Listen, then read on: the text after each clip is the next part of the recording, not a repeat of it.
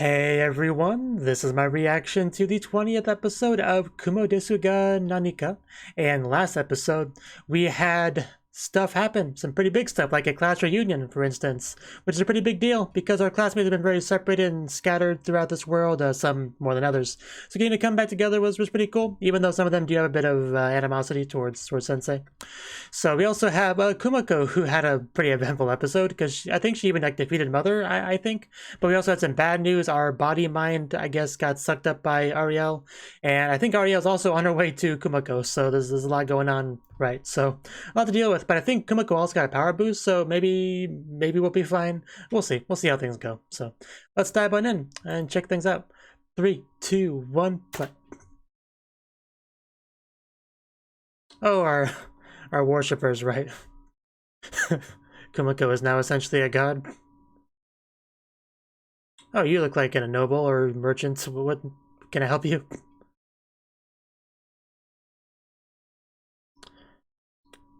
That's what she looks like to him.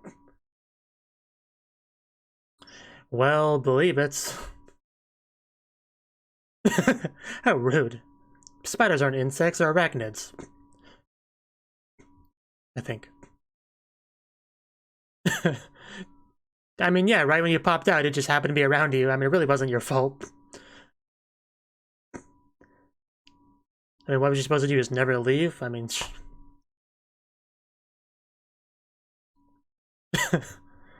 why not?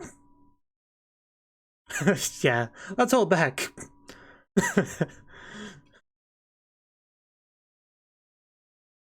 It's a good thing she held back.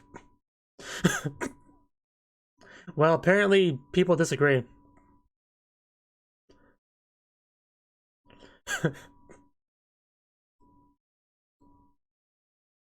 I don't know how great that sounds. Yeah, can you elaborate on what the heck you're here for?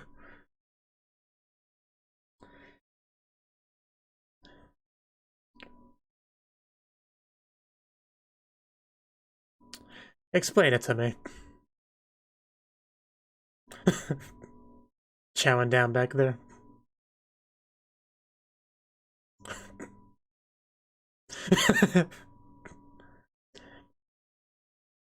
I mean, she could just, like, kill you if she wanted to, right? Like, you are aware of that. Or she could do that.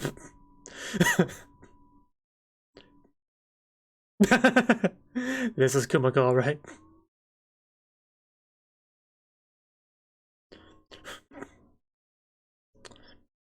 I wonder if he knows she's immortal. For real, for sure. Yeah, this isn't my fault, is it?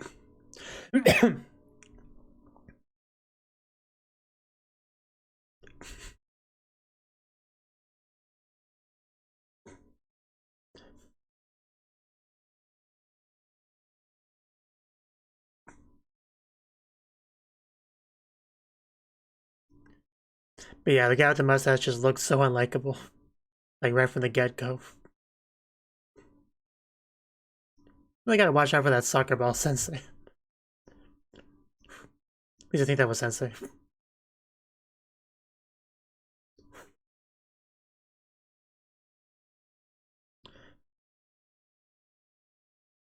Oh yeah, that shot with her walking away makes more sense now, because that's gotta be like her, like the students that she rescued, imprisoned, whatever you want to call it. Like she puts them into place and then leaves. Was that what it's supposed to represent? Because that would make sense. Where she like kind of sadly walks away. Also, the part with those two makes a bit more sense now too, because she's kind of chasing Kumiko, presumably to fight her.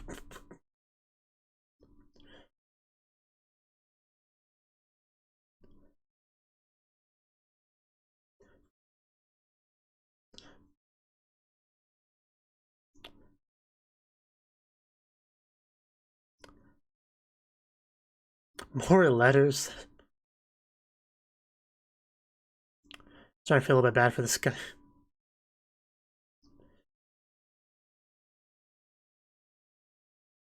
It's double digit.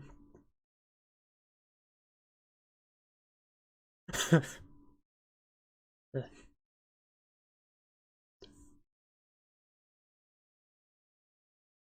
doesn't really surprise me. Especially if he's one of them. Wish you would stop calling her an insect.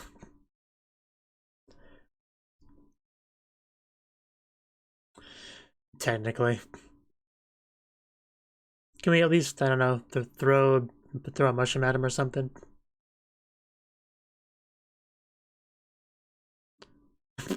You are just so rude.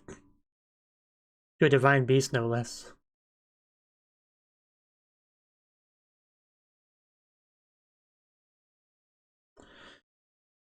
Of course, he's got an evil grin. Some things are unavoidable.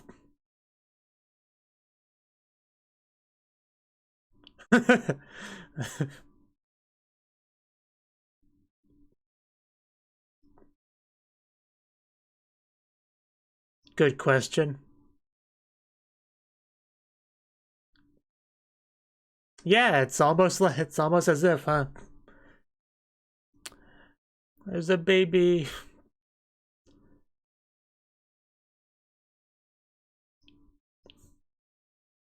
Our vision, our special vision.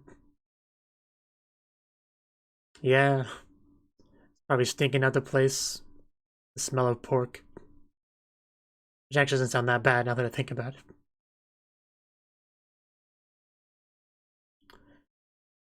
Yeah, that's the thing.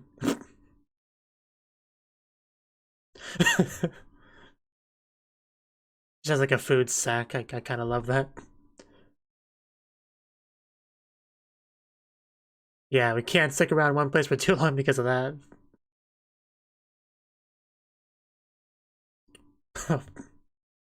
Okay, I guess we're having a bit of a battle there.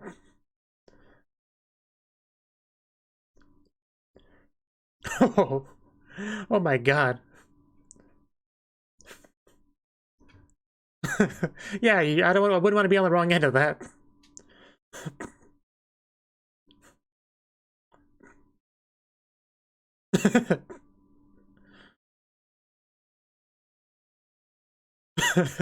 Your noble sacrifice is appreciated, dragon. That does... Oh, yeah, I think we know you. Yeah, he was from... Yeah, that. Thank you. Which, in the future, we know he's, like, with Ariel, so...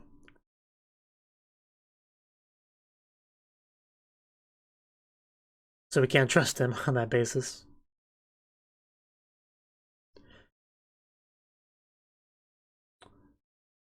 Okay. Did we know he was an administrator before? I actually don't remember. I know he talked to this girl on the phone, but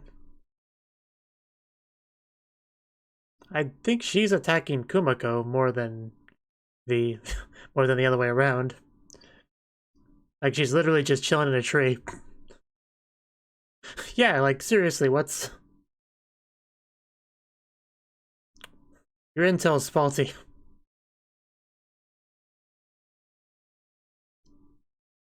Like, I mean, I know the mother and her were connected. Maybe that's what he's talking about.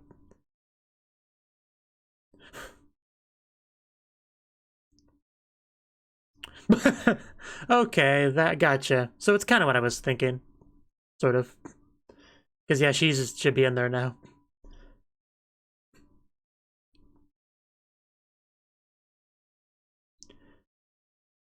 That's what I thought too. I mean, we'll take body, brain back. I mean,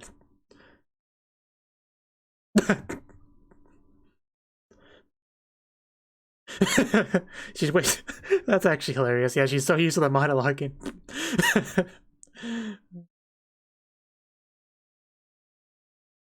But actually talking to someone.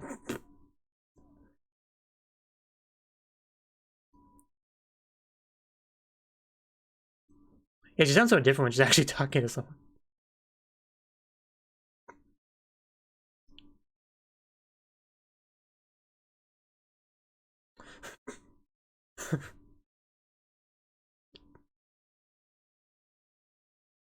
Let's not get too ahead of ourselves.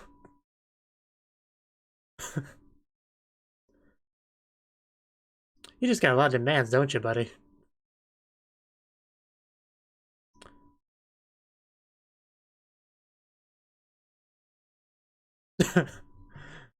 Sorry, not sorry.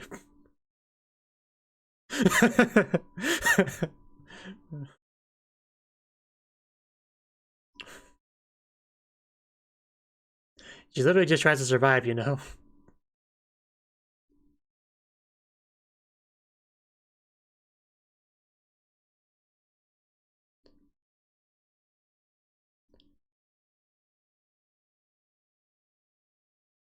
Well, she said it politely.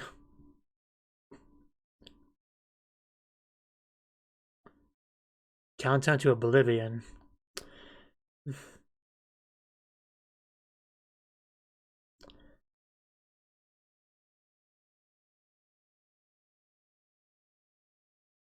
Like a true hero would.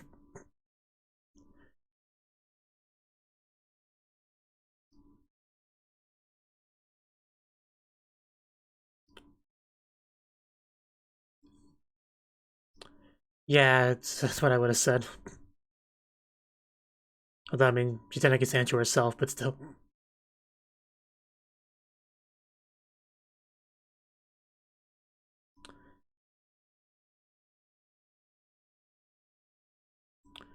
Right.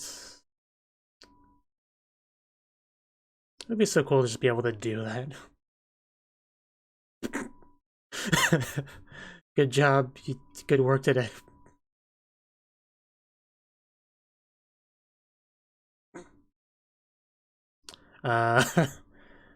Okay, I guess no nap time. So who's attacking us? I mean, it could be a lot of people at this point. Probably the... what's his face?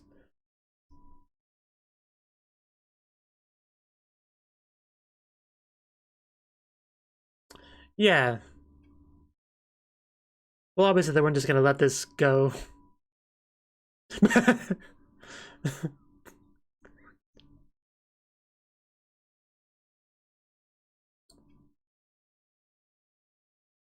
I feel like he gets ruder and ruder every time he refers to her.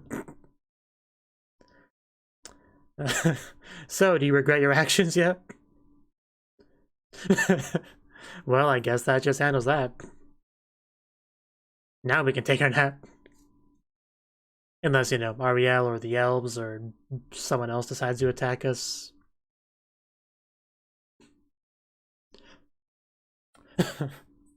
Yeah, that's probably... I wonder if that was part of the plan. Like, make it where this guy dies in his home, gives him some pretext, like some war pretext. That might be a thing. Because they're dying at his house specifically would be noteworthy.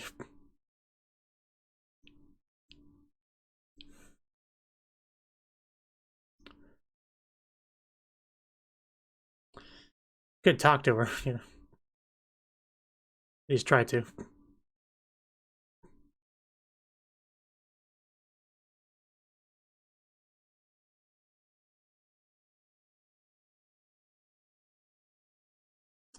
Exactly.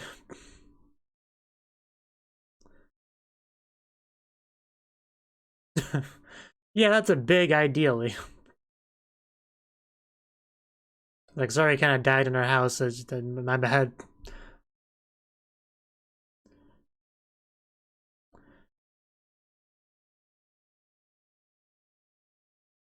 I probably did.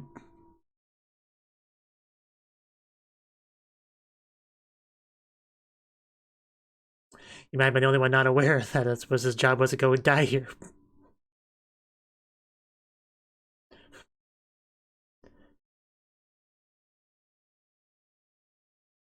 I think we're on the same page.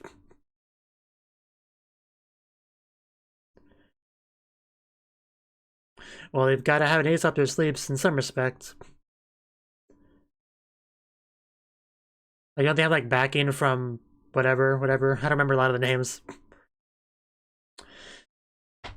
Okay. Oh no, they got flags and everything. Oh, I like that flag. Yep, there's that support we were talking about. There's the names. Thank you. Those are the names. Because he brought up before that there was some backing there. A few episodes ago. I didn't remember the names, but I remember what they said. So, yeah, there you go. That looks like war to me. Yeah, maybe we shouldn't have done that. Maybe the advice not to interfere with humans should have been taken a bit more seriously. And that in the title of the episode makes sense now, too.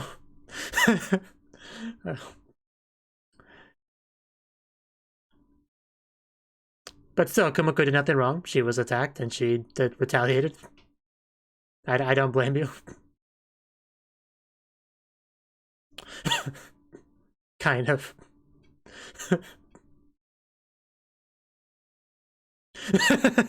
Well said. It's the best way to look at war. A great chance for XP. Of course not.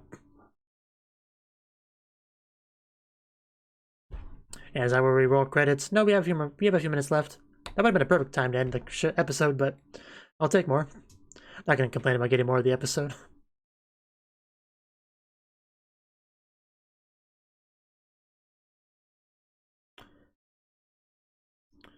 Are we having time passing here?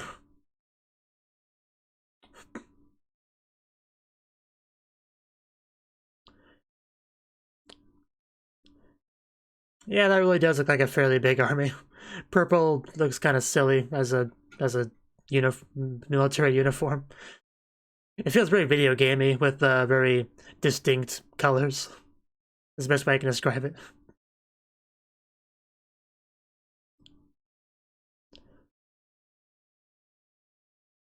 And yes, I know this is not a video game, I'm just saying that's how it looks.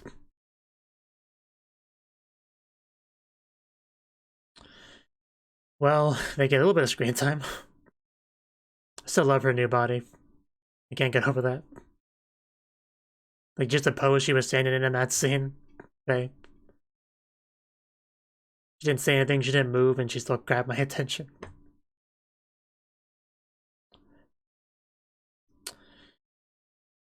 So, how are you feeling?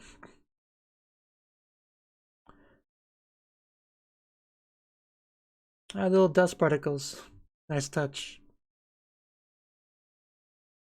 Oh, Sensei back, sorry. Okay, thank you, I'll take that. Little baby elf Sensei. Yeah, that'd be a bit of a surprise. Of course, you got them too, so. Very useful. Just don't poke the baby's eyes out with those ears. Is she writing names out on the chalkboard?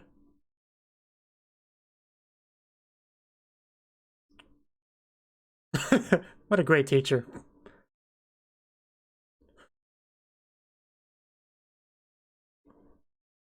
She holding deodorant.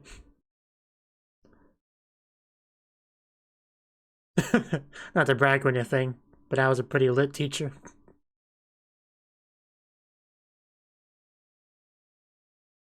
Fabricator persona.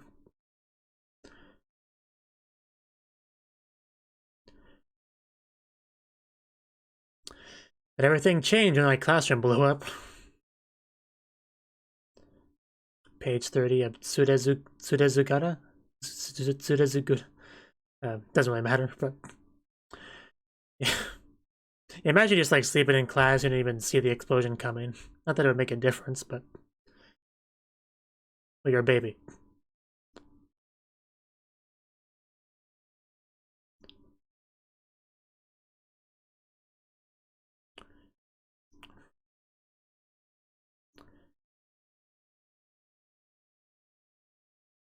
So why she still, yeah, strongly clings to that identity, even now. Well, she really has.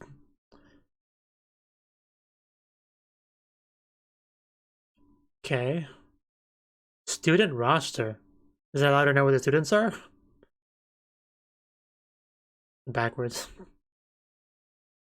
Right. That'd be really helpful for her. That explains a lot too.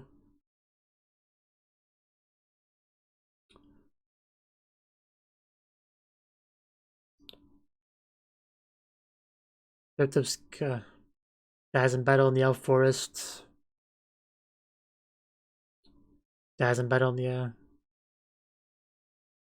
that would be a lot for a baby to handle. Telepathy.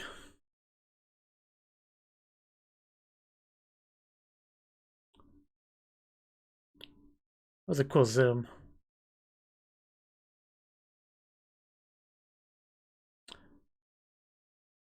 Baby, did you call me? So yeah, okay, I was actually about to say that would, yeah, that's how he knows of reincarnation. That makes sense. This telepathic reincarnated elf baby told him. Yeah, too bad we can't really trust you. Yeah, it sucks being a baby, doesn't it?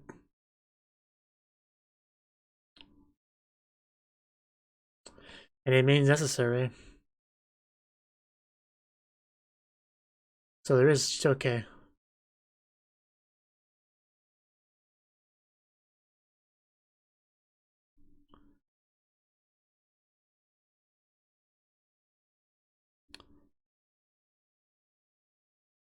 Yeah, we just kind of just kidnapped them.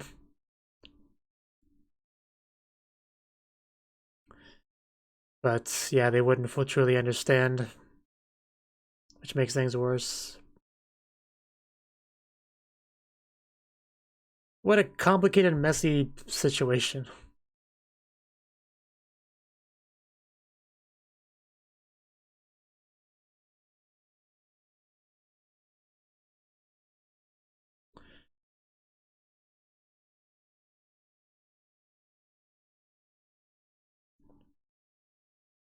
Unfortunately, I can't really give you the answer to your questions.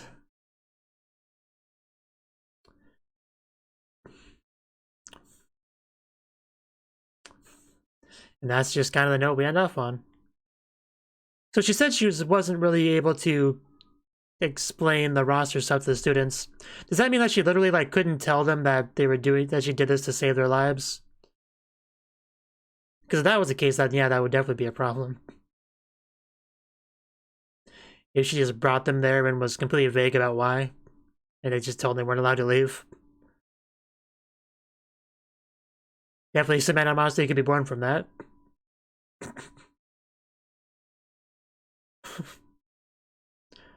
I hope Yuki never stops voice acting.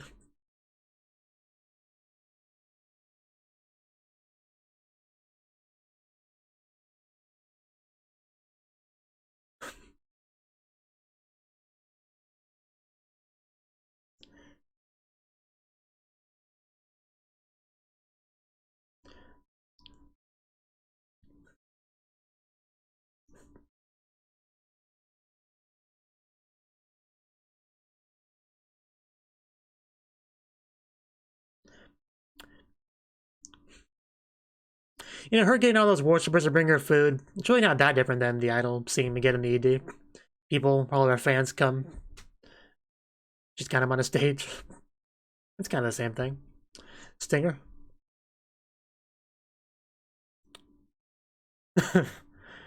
Not to be too useless, guys.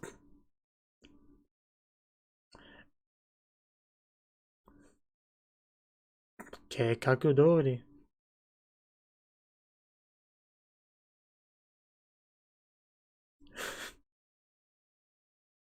Yeah, this is gonna be rough.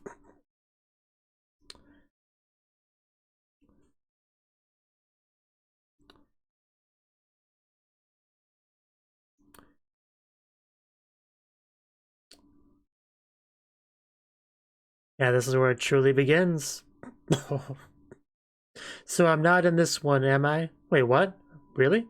Does it really mean she's really not going to be in the next episode? I can't imagine an episode of Kumo Desu without Kumo. That's just kind of unimaginable. Anyway, that was the 20th episode of Kumo Desu Nanika. Right, that's the name of the show. So this seemed like quite the eventful episode. Where do we even start with it? Right. Okay. So Well, early on, we had Kumiko doing her usual Divine Beast stuff, just kind of getting the offerings, and then some random tool shows up being a jerk and just completely unlikable, causing problems. But he's like an official... Is ambassador the right word? I don't remember the word they used for him, but yeah, he's that kind of political person. He came there representing them, something like that. And he's living in the Lord's mansion, right? Staying there with them for now.